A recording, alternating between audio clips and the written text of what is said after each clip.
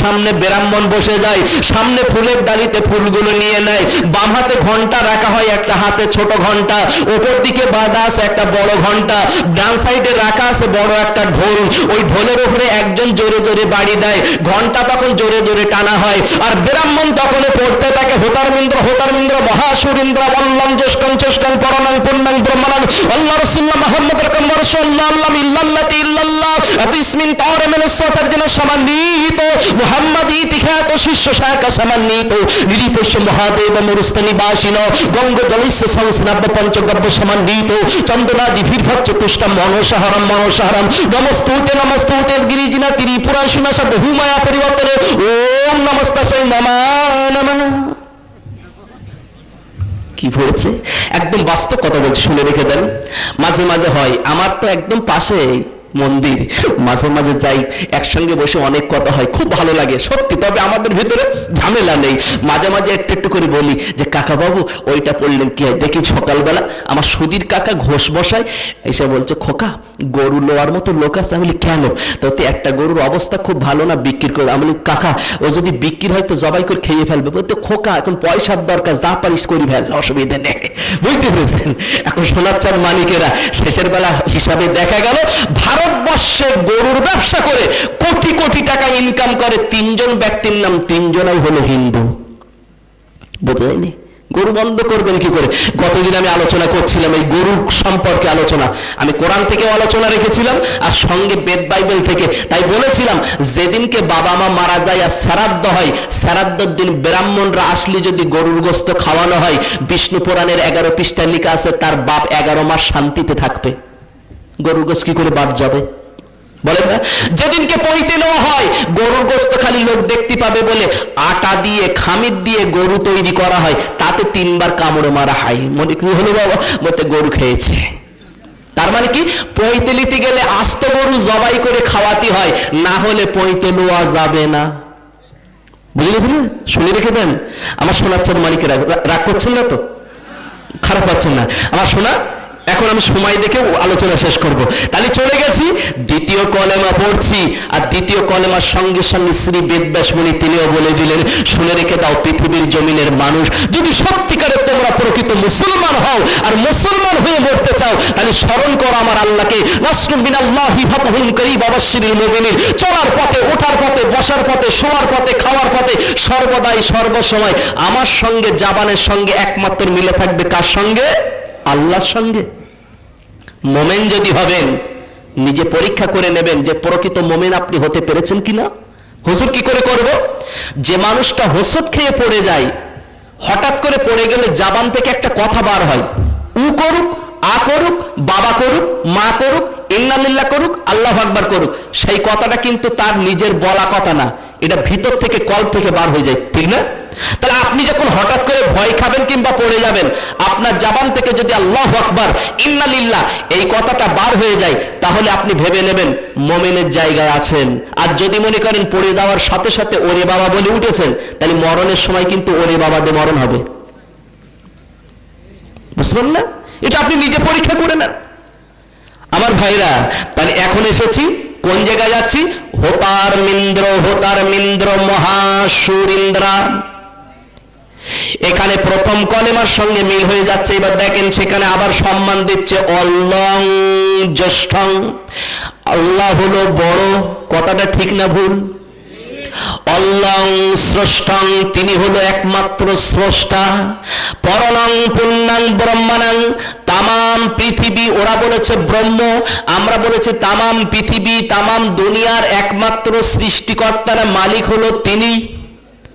পরণং পুণ্যাং ব্রহ্মাণাং আল্লাহ রাসূলুল্লাহ মুহাম্মদ রাকাং, আল্লাহ রাসূল হলো মুহাম্মদ, তিনি হলো প্রেরিত পুরুষ।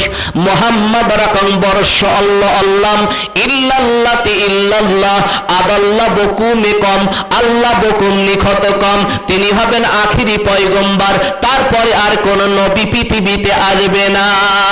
এ সোনার চাঁদ মানিকেরা, ভাইরা, বাবাজিরা, এতক্ষণ পর্যন্ত আমি আলোচনা করলাম, এই আলোচনাটা আপনাদেরকে বোঝাতে পারলাম? পেরেছি? আমি মুসলমানের অনেকটা সংজ্ঞা আছে, তার ভিতরে ছোট্ট করে দুটো জিনিস পয়েন্ট তুলে এনে করেছি। আর একটা সংজ্ঞা দিই, সর্বপ্রথম মুসলমান হতে গেলে আপনাকে চেনা যাবে আপনার নামটা দেখে। কি ঠিক বলি নাই? আব্দুর রহমান, আব্দুর রহিম, আব্দুল জলিল, আব্দুল সত্তার, আব্দুর রব, এই নামগুলো যদি বাইরে থেকে কেউ আসে আর তাদের নাম পড়ে শোনানো হয়, কি চিন্তা হবে? এরা হিন্দু না মুসলমান? মুসলমান। শ্রী রতন ঘোষ, অজিত ব্যানার্জি, কমল চ্যাটার্জি, সনৎ সেন, এই নামগুলো শুনলে কি মনে হয়? হিন্দু ভাই। বাইরে যখন চলে যায়, অ্যাক্সিডেন্টও মাঝে হয়, দেখা যায় সেখানে পুলিশ বাহিনী চলে যায়, পকেট থেকে একজনকে আইডেন্টি কার্ড বার করলো, আইডেন্টি কার্ডে লেখা আছে শ্রী আবুল হোসেন, মোহাম্মদ আবুল হোসেন। এই লাশটা কবরে দেবে না শ্মশানে দেবে? কি করে বুঝলো? নাম দেখে বুঝেছে। যদি তাতে লেখা থাকে আইডেন্টি কার্ডে, এই কার্ডে লেখা আছে শ্রী সনৎ সেন, তখন তার লাশটা কবরে যাবে না শ্মশানে? শ্মশানে যাবে। ভাই আমার বাবাজি, অন্তত আই কার্ডও থাকলো না, কোনো কার্ডও থাকলো না, এখন দেখা যায় যদি একটা টুপি পকেটে থাকে তাহলে বোঝা যাবে মুসলমান ছিল। কি টুপি তো যার তার পকেটে থাকে না, যে নামাজ পড়ে তার পকেটে টুপি। আর যদি টুপি না থাকে, আই কার্ড না থাকে, প্যান কার্ড না থাকে, কোনো কার্ড না থাকে বাবা, ওই সময় ন্যাংটো করা ছাড়া উপায় হবে না। কি ঠিক? খারাপ পান না, ওই সময় উপায় হবে না। তাহলে অন্তত আই কার্ড থাকুক আর না থাকুক, একটা টুপি সাথে করে রাখবো। আপনার বাংলাদেশ এতে অসুবিধা নাই, তবে ভারতের জন্য এটা আমি মাঝে মাঝে ওয়াজ করে বলি, ভাই আই কার্ড রাখার সবসময় সময় হয় না, একটা টুপি পকেটে রেখে দে। আরো মাঝে মাঝে অনেকে সবক দেয়, ভাই তোর নামাজ পড়তে হবে না, তবে যখন চলবি তুই মাথায় টুপি দিয়ে বেড়াবি। কি খারাপ কথা বলেছে? এই টুপিতে যদি বেড়ায় আর আজান যদি হয়, সে দাঁড়াতে পারবে? সমস্যা হয়ে যাবে না? তো অন্তত লাইনটা জোড়া দে, পড়ুক আর না পড়ুক রাস্তা ধরুক। আল্লাহ শুকরিয়া। আমার ভাইরা, 12টা পর্যন্ত সময় ছিল, 12টা বেজে গেছে, আর লম্বা করি নে, ছেড়ে দিই। হ্যাঁ, সকাল পর্যন্ত লাগবে। আমার ভাইরা বসে পড়েন, একটু সকলে জিকির করেন, লা ইলাহা ইল্লাল্লাহ, লা ইলাহা ইল্লাল্লাহ, লা ইলাহা ইল্লাল্লাহ, মুহাম্মাদুর রাসূলুল্লাহ। আলহামদুলিল্লাহ। সকলে বসি, আবার একটু করে লম্বা করে দিচ্ছি, যদিও বা আমার ভাইজানেরা দাবি করেছে, আপনারাও দাবি করেছেন, সেই জন্য যদিও বা 12টা টাইম ছিল। আমার সোনার চাঁদ, আমি আবার ভোরবেলায় বেরিয়ে যাব ভারতের উদ্দেশ্যে, সেই জন্য সর্বাধিক খেয়াল রেখে আপনাদের কাছ থেকে অল্প সময়ের ভিতরে বিদায় নেব। যাক, তাহলে আমি আলোচনা করেছিলাম যে সর্বপ্রকার যিনি একমাত্র আমাদের মালিক আছে, তিনি হলেন আল্লাহ। তাহলে আল্লাহ হলো কয়জনা? একজনা। আল্লাহর সঙ্গে কাউকে শরীক করা যাবে কিনা? যাবে না। ছেলের যখন রোগ হলো, মেয়ের যখন জ্বর হলো, পাশের দোকানতে ওষুধ কিনলো, জিজ্ঞেস করা হলো, চাচা তোমার ছেলের অসুখ সেরেছে? বলে হ্যাঁ সেরেছে। কি করে হলো? বলে অমুক দোকান থেকে ওষুধ খাইয়ে সুস্থ হয়ে গেল। বলে না? তাহলে আল্লাহর কথা বলেছে না ওষুধের কথা বললো? হ্যাঁ, তাহলে শিরকি করা হলো না? শিরকি করা হলো। এ ভাইজান বাবাজি আমার, ভারতে একটা উদাহরণ দিয়েছিলাম, আমি বাইরে যাই, সফরকালে চলে যাই, কিংবা কোনো ভাই যখন বাইরে চলে যায়, বিবি বাড়িতে রইল, বাইরে চলে গেল, এমন সময় বলল বিবি 16 তারিখে বাড়ি আসবো। বিবি মনে করলো 16 তারিখ, এখন 1 সপ্তাহ সময়, কিন্তু দেখা যায় হঠাৎ করে ভাই বাড়ি এসেছে। ওই দিনটা কিন্তু 16 তারিখ না, 14 তারিখের রাত ছিল। 14 তারিখের রাত 10টার সময় বাড়ি এলো। বাড়ি যখন দরজা খুলতে যাবে, বারান্দায় উঠতে যাবে, এমন সময় দেখে ঘরের ভিতরে বিবি কার সঙ্গে গল্প করছে। ভারতের একটা ওয়াজ শোনেন, বিবি কার সঙ্গে গল্প করছে। স্বামী যদি শোনে কারোর সঙ্গে বসে বসে দরজা দিয়ে গল্প করছে, মনে সন্দেহ হবে না? অবশ্যই হবে।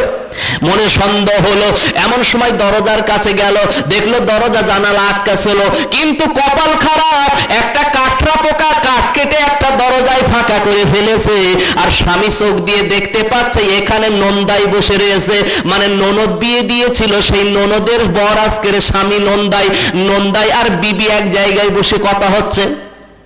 বলে এ তো ভালো না, আমি বাড়ির থেকে চলে যাই আর আমার বউ এই করে, এটা মনে হবেই। এমন সময় দেখা যায় তারা পান সেজেছে, পান সাজার পরে বলছে নন্দাই ভাই পানটা নাও। বলছে পান সেজেছো হাতে, দেবে আমার মুখে, যতক্ষণ না দেবে না ততক্ষণ তোমার নন্দাই খাবে না। স্বামী শুনছে, ভাই ব্রেন ঠিক থাকবে? ঠিক থাকবে? ঠিক থাকবে না? বিয়ে করেছি আমি, পান খাবো আমি, আর বিয়ে যখন ও করিনি পান কেন ও খাবে? সহ্য করা যাবে না। এ সোনার ছোট মানিকেরা, ভাইরা, বাবাজিরা আমার, এখনো আমার আল্লাহ যিনি আমার সৃষ্টিকর্তা, একমাত্র সেজদা দেব তার দরবারে। যিনি আমার মালিক, সেজদা দেব তার দরবারে। যিনি আমার মাওলা, সেজদা দেব তার দরবারে। পৃথিবীর জমিনে কাউকে মাওলা বলে মানব না, কোনো প্রতিমা সামনে রাখবো না, কোনো প্রতিমাকে পূজা দেব না, তাকে সামনে রেখে কোনোদিন মালিক বলে মানব না। ভাই আমার, বাবাজি, সোনার চাঁদেরা, যদি কেউ শিরকি করে, নিজের বিবি যদি অন্য কোনো পুরুষের সঙ্গে গল্প করলে অন্তরে কলিজায় কষ্ট হয়।